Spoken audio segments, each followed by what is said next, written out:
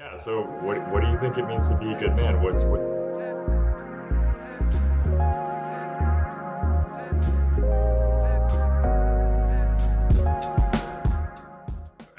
We typically ask like a couple core questions that we like to ask everyone, but then get off into cool tangents, and that's the best part. But I would love to. Well, I guess first I'd love to just know more about you and why you're interested. So maybe like a just a quick introduction would be. I'd love to get to know you more. Sure. Uh, so my name's Omar. I grew up in upstate New York all of my life, currently in upstate New York. Uh, Growing up, masculinity, I feel like I've seen masculinity like kind of be in this bubble, like this limited bubble. Like men are supposed to be this way, men are supposed to be that way. We're supposed to do this, we're supposed to do that. And it's really like confusing trying to navigate that, just trying to find your place, especially growing up. It's like those are like your formative years. So it's like everything, just trying to figure that out. And so I think why I'm so interested in it now is just trying to like give back to the community because with me, I didn't really have an ideal masculine or masculine figures in my life. And I think having a community of like tight knit, uh, I kind of want to get, uh, not that I want to get rid of the word masculine. I think masculine is important, but I think having just like a group of like men to look up to for like younger men growing up is like everything. It's one of the most important things. 100%. Yeah, role models are so important for Mm, young guys to get a healthy perception of what masculinity can be, something to aspire to. My whole family is also from upstate New York, from Buffalo. Oh, So it's wow. funny you mentioned that. I love Buffalo, so I'm there at least once or twice a year. My Yeah. grandparents are also there, all my cousins, aunts, uncles. So I love Wow. Buffalo. And I love that you are interested in it and want to contribute to the conversation. You mentioned like that you wanted to gather like a community of guys to be like role models in the community. Are you working on that? Like, do you have that? Yeah, is it something you're building? Like what do you have in mind for like a community of guys like that? Mm. I think it's kind of both. It's something that it's one of the top things I'm like thinking about and trying to work on, but it's also something that I think is just naturally unfolding. Like I'm huge into mental health. I actually started a mental health page, and Nice. one of my friends has like an established mental health page on uh just like doing stuff on campus. And me and him do a lot of mental health awareness on campus. We hold a lot of workshops and stuff. Obviously, we're not like certified or anything because we're just students. But I think just again having that community and breaking down barriers, like the more numbers is the better. Because I think Hmm. the more people that are doing it and making it comfortable, or the more people that are doing it just makes it comfortable for others to, you know, be more vulnerable and just hold those conversations. 100%. I mean, and we're in a similar position as well. It's right. So like, I'm no licensed therapist. It's just a group of people interested in masculinity, and it's a similar thing, trying to like break down some of the more rigid stigmas Mm, associated with it. And like you said, even just the word masculine carries its whole weight and history and societal implications. And so it's a heavier word with a bunch of like connotations associated with it. So I totally understand your pushback with even right. just 'cause the word is attached to so many different things, you know?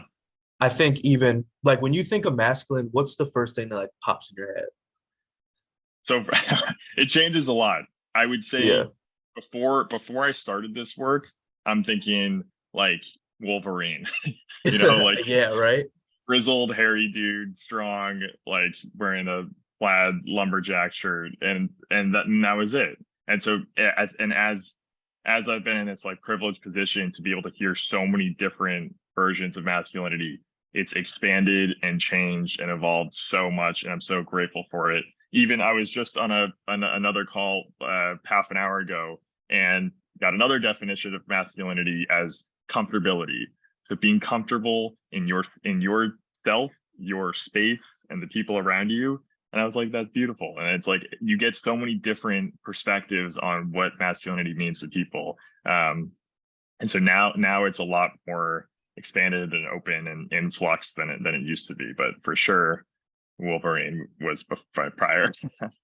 Yeah, Wolverine, or even like just like some big buff hairy dude. I know sometimes I Hmm. think of like Arnold Schwarzenegger Hmm. in all For those sure. movies. Yeah. Yeah, I mean, and people in that image like dominated pop culture for so many years, especially like 90s and early 2000s, and are still like important pop culture figures today. I'm curious what would be what's your perspective on masculinity at this moment, and where do you think you learned it from? Mm, good question. I think I learned it from just growing up and the people I was around.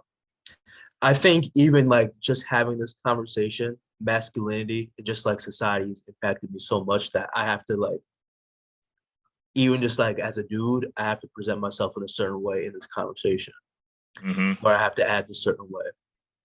Even outside of conversations like this, like I have to like be this hard dude all the time, present myself a certain way. I think growing up, I learned that just like around my family.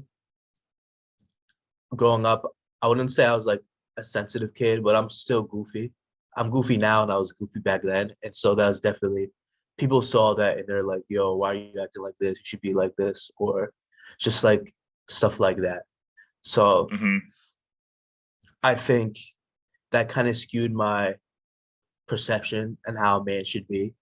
Then Hmm. obviously that leads to like, not crises, but just like questioning, hey, how should I really be acting? Am I really acting like myself right now? Or should I be like this? Should I be like that person?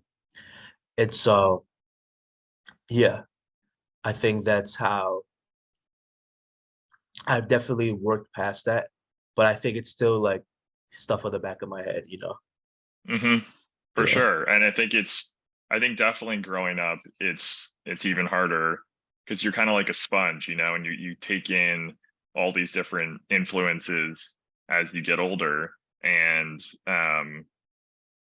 I think a lot of times society um, kind of pays you dividends for the characteristics that are like the most traditionally masculine, like Right. being hard and being tough, like that's not going to cause any friction because Mm, it's like that's what it's supposed to be like. But things that might cause friction, like if you're being goofy in one scenario or sensitive in another scenario, that might pose some like, hey, like what are you doing? And that causes friction. And if you're a young, like impressionable person and you learn, okay, this causes some questions and this doesn't. And it can kind of funnel you towards something that might not be the most authentic. Um, and being, I think a healthy path is one where you can kind of separate between those. And it sounds like you've begun to identify like, okay, I can feel when this isn't being like super authentic to myself. It's like the little voice in the back of your head, and kind of identifying, okay, this one's like authentically me, and being like this is maybe has like outside influences for sure.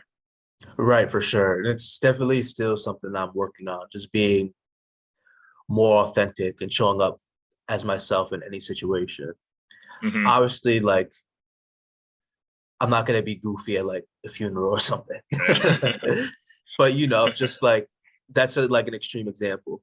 But Yeah. just like being authentic and showing up for myself can just lead to the most comfortability, like you were saying. And I think that's Hmm. what masculinity is, being comfortable with yourself and helping others be comfortable as well. I think that's one aspect of it.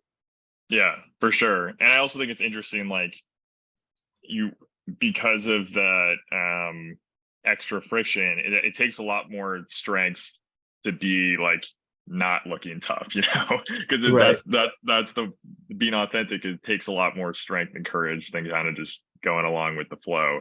um so I always think that's an interesting dynamic. I'm curious. You mentioned like work you do on campus. What does Mm. that look like? I do a lot of different stuff. I'm a peer counselor on campus. I don't Cool. know if I should like shout out the campus. That's why I'm smiling. No, no, it's Uh, totally up to you. And even if you do, and then you're like later cut that out, we can totally edit it out. So no worries. If it can just be campus. my I don't need your whole resume. I would just whole kind of interested. yeah, my address, my social. Yeah, yeah, yeah. PO box. Yeah, Social Security, all that. Yeah. I guess I'm a peer counselor on campus, uh, through a hotline, so people can call like the hotline and they can like answer the phone to like one of the supervisors, Hmm. me possibly. Hmm. And yeah, so if students are in like crisis with things like anything with college, because college can be like crazy, or Yep. even just like unwanted like sexual experiences, they Hmm. can call and like we bring them back to baseline and then like we refer them out if necessary and things like that. So Hmm. that's one thing. I'm also part of a club, a national club called Active Minds, and that's all about destigmatizing mental health on campus. So we hold a lot of conversations. I think this semester we did like a relationship workshop with healthy boundaries and what that looks like. We actually were supposed to have a positive masculinity workshop a couple weeks ago, but that got canceled. Oh So that's in no, the works. Uh, what's another one we did? that's amazing Uh, work. hmm? I was just saying that's an amazing list of work. It's awesome. Yeah, and it's a group of students like putting in the work too, no faculty. It's a group of students just holding these conversations and creating space for everyone to be comfortable. And that's what I really like about it. Just like peers helping peers. Hmm. Mhm. And then another group called, well, the campus is in the name, but like it's all about like stress management and like bringing it to like the student body and coming up with ways to like manage your stress. So a bunch of different like angles I'm hitting campus at with a bunch of people too. And I think it's been tangible results. Like people leave the meetings like feeling better. And I think the number one thing is just that sense of community. If like nothing else, just a sense of community to get out of that. Like these people really get it. And I may not feel better like a couple days from now, but right now I feel like I have my community with me. 100%. And even beyond the specifics, just being in a community of a bunch of people who come together and are like, I struggle with this, I'm working on this, and I feel better Right. sharing this. Because school can be a place where people just bring like the polished selves and everyone looks like it's perfect from the outside in class or whatever, but it's not true. And so just Right. breaking that wall down of like, hey, Exactly. yeah, and you get a community and you like it kind of humanizes everyone. It's Mhm. so important. Yeah. It was like, let's tear that down. Like, how are Yeah, you really feeling? exactly. Yeah, Yeah. and that's the way you make.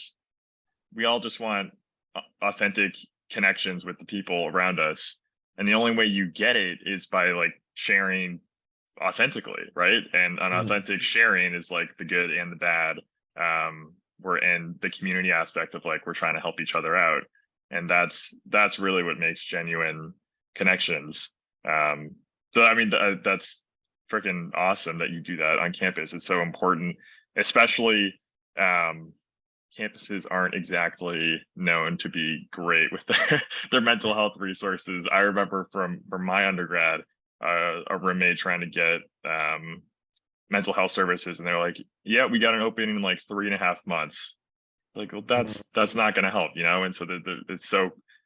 I wish that there was more. Given that there's not, it's amazing that you and a group of peers are making actual strides in providing like super helpful services. Right. Yeah. Just bringing that awareness to services. I know, like, even at our counseling center, like the holdover to like the next session, it can be like a while, like you were saying.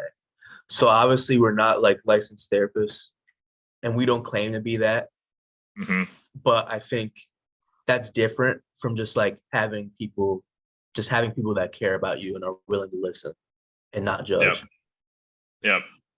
Um, So I mean, this, like you mentioned, like at least 3 or 4 different services you give your time to, and your effort and your work. I mean, it's not to be taken lightly. I mean, it's like a big lift that you do, a big responsibility that you have, and just like some emotional labor as you kind of handle like Mm, pretty stressful times for yeah. people.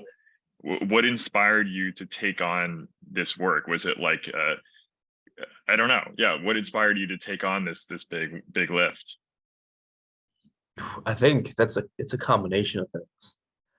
Uh, I think my own experience growing up, like even with me now, it's a barrier I'm trying to break down where sometimes like I know that I'm not feeling the best, but it's like, F it, I'm gonna push through. And that could be like that can go tie back to like masculinity, how you're Mm, supposed to be tough all the time, you know?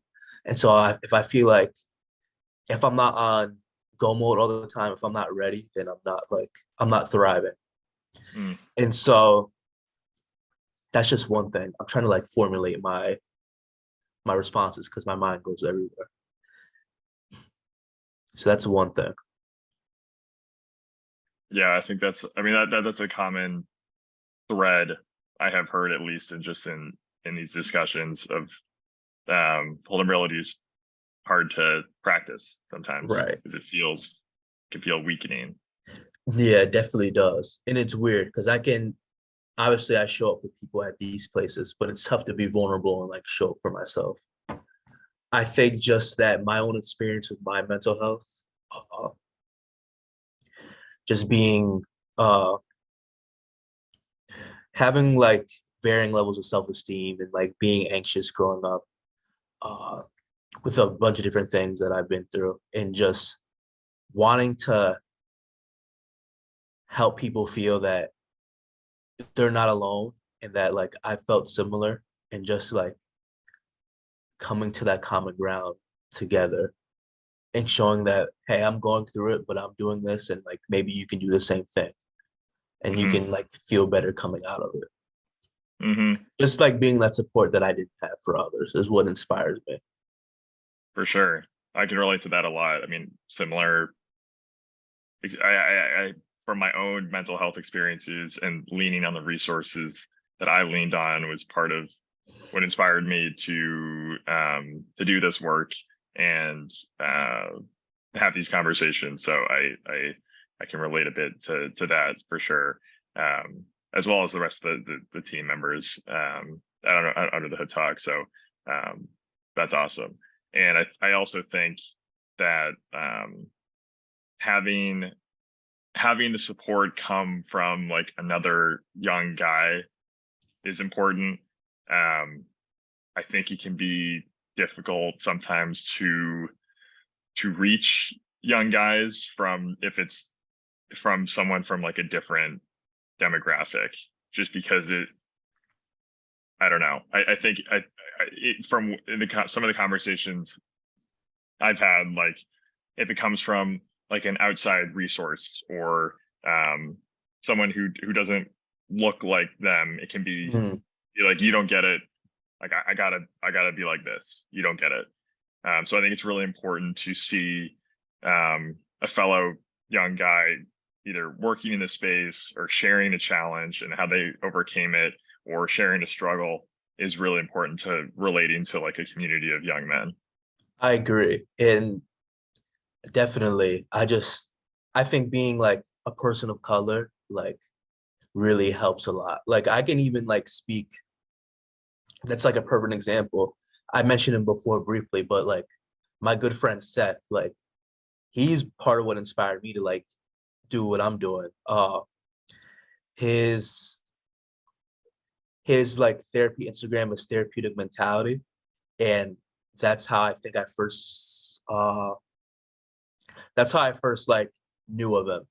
And then we ended up like meeting in the same spaces, getting to know each other. And him being vulnerable is what led me to be vulnerable.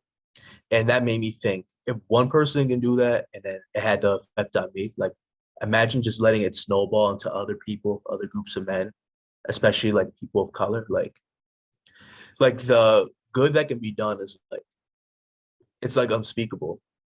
For sure. So that's just like what I'm trying to do with others. Like me and him are gonna get some stuff going on in the future, and that's like one of our goals is to just keep tearing down those walls and keep having these conversations and just helping people heal and be comfortable. 100%. And I would love to plug his page or your page, whatever you guys are working on, because like a lot of our traction, Yeah. like we were a tiny page, and a lot of our traction came just during COVID, and guys looking for like Oh yeah. just like search words like men's mental health, and we popped up, and so like we just shot up during COVID, and our team, we didn't really know what to do. It was just like a small time page, I and so swear, COVID, like mental everyone's health, looking for answers. right? Yeah, it was And so crazy. like we try and share because just like a like lucky timing. So for sure, like any work that you're doing or friends are doing, would love to funnel some followers over to you guys. I mean, it's like true superhero work on campus, like talk about community network effects. So epic that you guys are working on that on a camp. I like to open up at the end, just like save a few minutes. Anything else you want to share to like the followers or other things you're working on?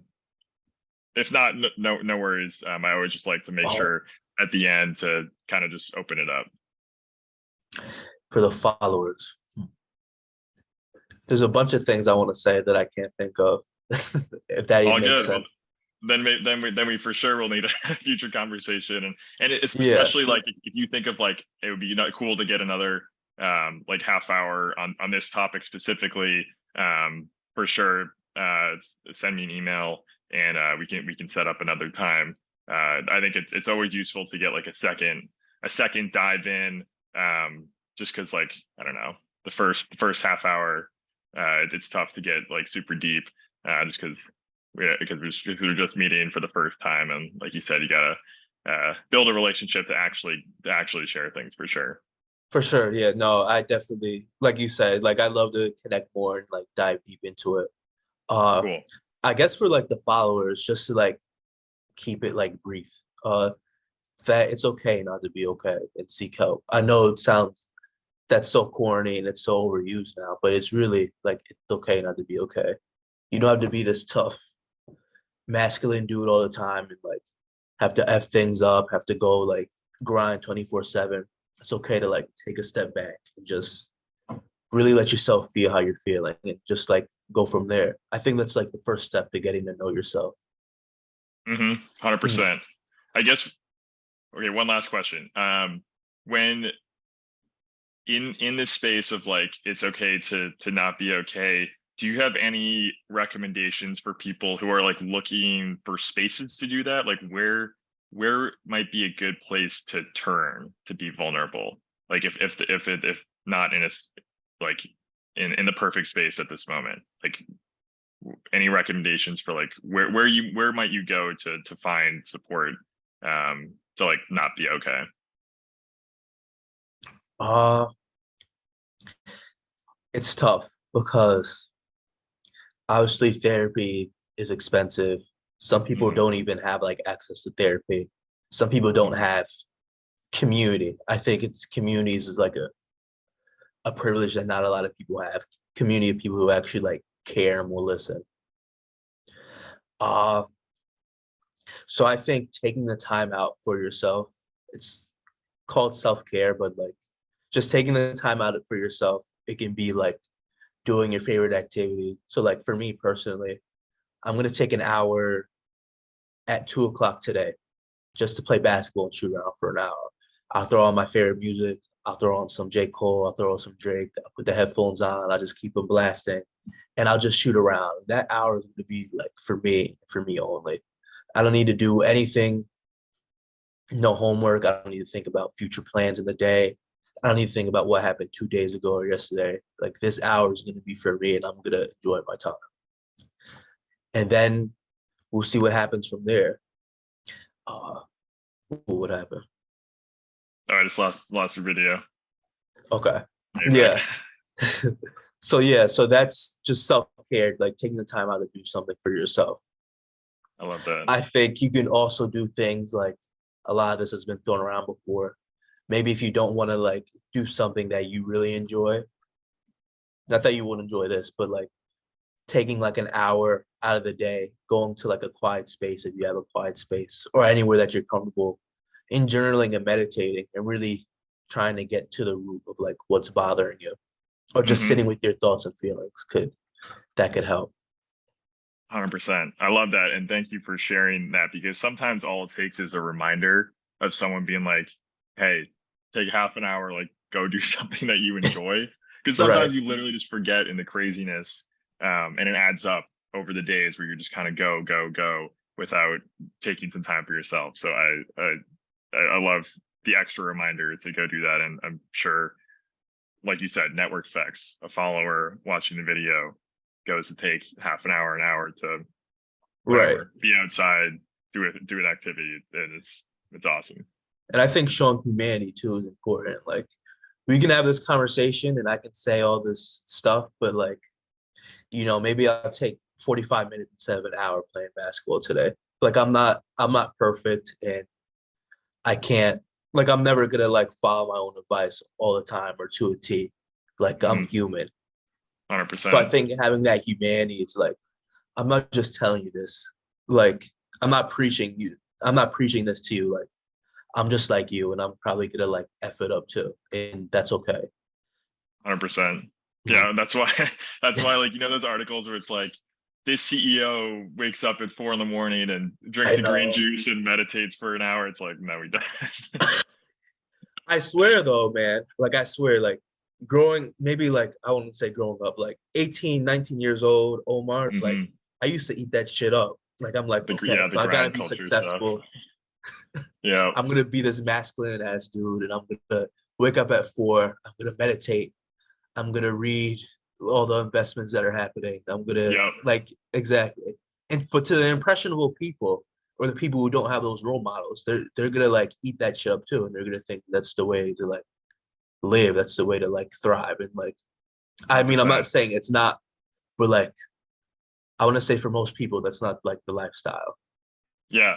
I mean, that was part of the inspiration for Under the Hood Talk, because like looking for resources online, that's what I found. It was like you can be a foreign exchange trader and you can like be in the gym at 6 in the morning, and I was like, I don't buy this. Like this is not going to Mhm. make me like a healthier, happier person. And then it's like, buy my booklet, I'm a guru and whatever. And I mean, because there was kind of something for everyone, but it wasn't like there was like the pickup artist for the girls, there was the foreign exchange for the Right. money, there was the crypto for this, it was like this, the gym, steroids for health, and it was, none of it seems like a healthy, viable Right. option. And then we can even take it a step like back. Like even you just listing all that, you can see like all like the binaries and all like the masculinity within that because they're thinking like pickup artists for women. You got to be X, Y, and Z. Forex Hmm. trading, you got to be X, Y, and Z. And it's like this overarching trait of like Yeah, masculinity. So you can see how limiting that is to the people who don't like identify with those characteristics.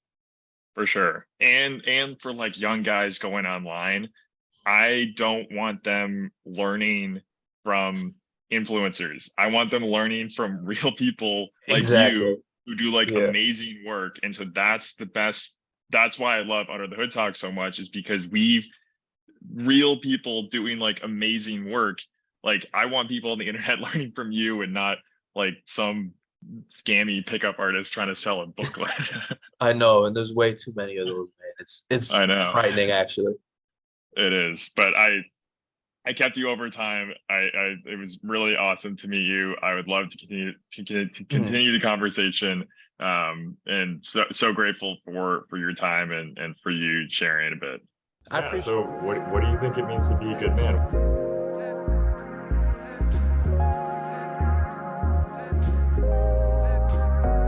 I don't think there's a single definition. Things that make up a good man are just things that make up a good person. someone who's honest, someone who's decent. You're also willing to express yourself in a healthy way, and you're in touch with your emotions as well.